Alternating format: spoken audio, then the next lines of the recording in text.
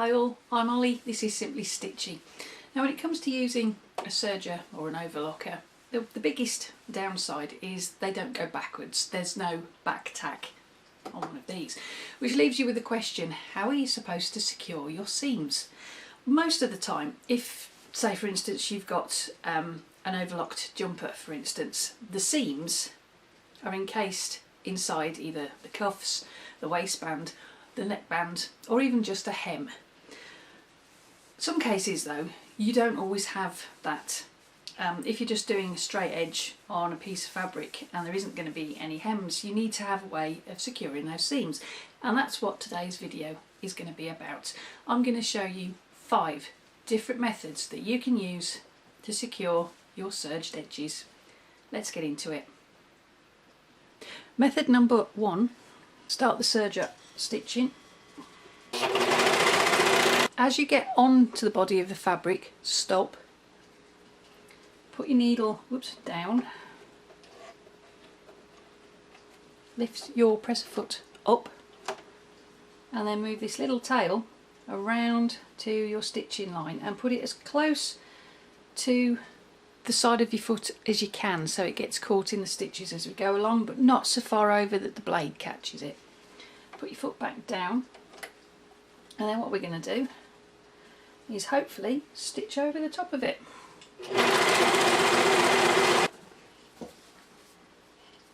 And there you can see that that tail has been neatly enclosed within that serged edge. Method number 2 is really only used at the end of your seam, and it also involves a little bit of faffing about with your overlocker. What we're going to do is we're going to finish this seam off. We're going to get to the end of the sewing here.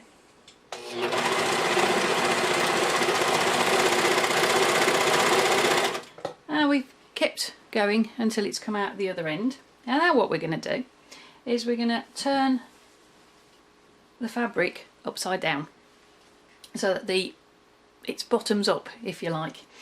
And now what we're going to do is we're going to just put it back under the foot.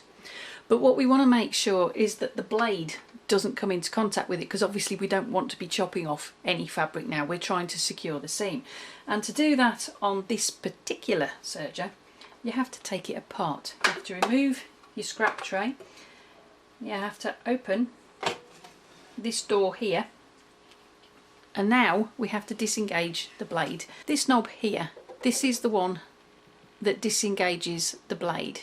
The blade's here, and what you have to do is you push it in, without pushing your overlocker off the table, you push it in and turn it as far as it will go until it clicks out of place. And now the blade has gone all the way down here.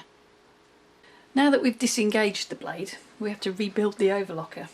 So we close that, push that too, bring your fabric back round, and like I said, you turn it flip side up so it's backside facing you, and then you just put it under the blade, under the foot even. Oh, blade on my brain now. And then we'll just stitch a little bit and then pull it off so it comes off the side like that, and I'll just carry on going. Oh, you can't because the blade's disconnected, isn't it? Then grab your scissors. There. What we need to do now is re-engage the blade, because obviously you'll need it for the next project. So pull this out the way, open that, and this little knob here you push in and turn away from you, and that brings the blade back up. Some overlockers have an easier way of getting rid of the blade. They've got a little button here that you can just push. I know that some of the Baby Lock range of overlockers do have a little push button so that you can get rid of the blade simply without having to go through all that rigmarole. And actually Baby Lock are probably one of the better manufacturers of sergers, so if you are looking for a serger, I recommend you give them a try. Have a look at those first. For method number 3, you're going to need one of these. This is a tapestry needle, and the reason why you're going to want one of these is because take a look at the size of that eye. It's got quite a big eye, and we're working with quite a few bits of thread here. So what you do, tapestry needle, tail on the end of your seam, thread this through that. Now there is a little trick to make it a little bit easier. What you do is you wrap the tail around the needle, pull it off, and then you should find that that should go straight through the eye of your needle for you, simply like so. And it's just a case of grabbing it, and I'm sorry you can't see that because my fingers are in the way, but there you go. Once you've got it through your tapestry needle, this tapestry needle's a bit big, to be honest. You can get smaller ones. It's just a simple case of threading it back through the seam that you've just sewn. Oops, like that. And then you just pull it through. It's exactly the same way as you would if you were knitting. Yeah, like that. And then that will encase the edge neatly inside for you, and then again you just snip the edge off. Now this method will work on either the start or the finish of your seams. For method number 4, if you don't want to be faffing about making threads go back through the line of your stitching with a tapestry needle, you can actually tie a knot. Just find one that we haven't done yet. Okay, so if you just pull that a little bit and then tie a knot in the threads and get that as close as possible to your work as you can, that will secure your seam for you.